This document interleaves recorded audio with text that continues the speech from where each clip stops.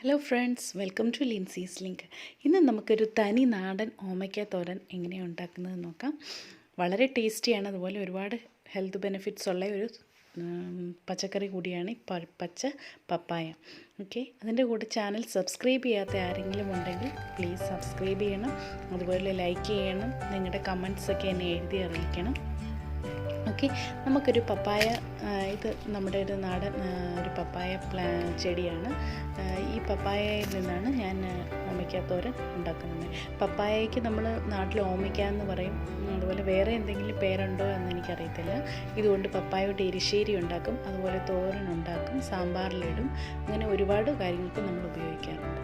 ഞാനിവിടെ പപ്പായ അല്ലെങ്കിൽ നമ്മുടെ ഓമയ്ക്ക ഇങ്ങനെ ഇതേപോലെ ചെറുതായിട്ട് അരിഞ്ഞ് വെച്ചിരിക്കുകയാണ്. നമ്മൾ തോരനൊക്കെ സാധാരണയായിട്ട് ഇതേപോലെ ചെറുതായിട്ടാണ് അരിയുന്നത്. അതിൻ്റെ കൂടെ നമുക്ക് തേങ്ങ വേണം, പച്ചമുളക് വേണം, ഏകദേശം ഒരു 1/2 കപ്പ് തേങ്ങ ചിരകിയതെടുക്കുക.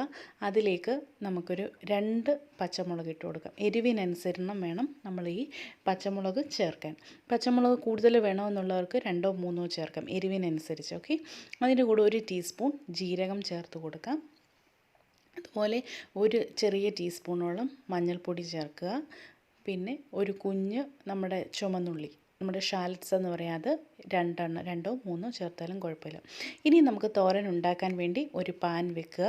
പാനിലേക്ക് ഏകദേശം ഒരു 1.5 ടേബിൾ സ്പൂണോളം എണ്ണ ഒഴിച്ചു കൊടുക്കുക.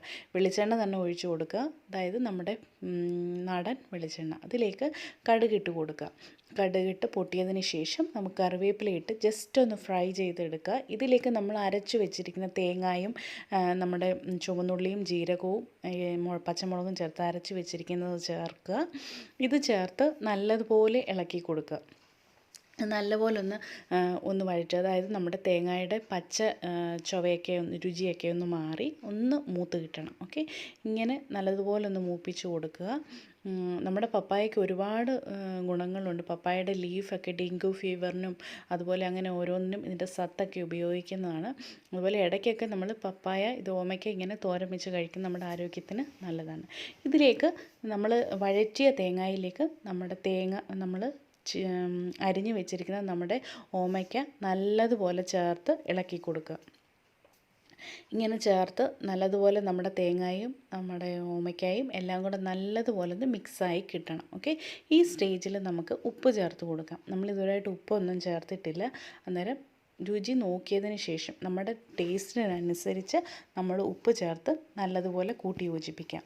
എല്ലാം കൂടെ നല്ലതുപോലെ ഒന്ന് ഇളക്കി കൊടുക്കുക. ഇതിലേക്ക് നമ്മൾ ഒരു 2 ടേബിൾ സ്പൂണോളം വെള്ളം ഒഴിച്ചു കൊടുക്കുക. ഒരുപാട് വെള്ളം ഒഴിക്കേണ്ട, കുഴഞ്ഞു പോകുന്നു. അതുകൊണ്ട് ഒരുപാട് വെള്ളം ഒഴിക്കാതെ ഒരു 2 ടേബിൾ സ്പൂൺ മാത്രം നമ്മൾ വെള്ളം ഒഴിച്ചു കൊടുക്കുക. വെള്ളം ഒഴിച്ച് എല്ലാം കൂടെ ഒന്ന് കൂട്ടി വെക്കുക.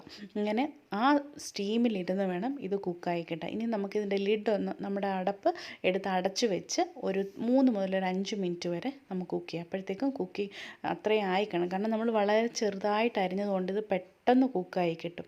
ഇത് കണ്ടോ, ഒട്ടും വെള്ളമൊന്നും ചേർന്നിട്ടില്ല, നല്ല സെപ്പറേറ്റ് ആയിട്ട് കിടക്കുകയാണ്. വളരെ ടേസ്റ്റി ആയിട്ടുള്ളൊരു തോരനാണിത്. അതുപോലെ തന്നെ ഇത് നമുക്ക് ചൂട് ചോറിൻ്റെ കൂടെയൊക്കെ കഴിക്കാൻ നല്ലതാണ്. അതുപോലെ ചാനൽ സബ്സ്ക്രൈബ് ചെയ്യാൻ മറക്കരുത്. Thank you for watching. Bye, see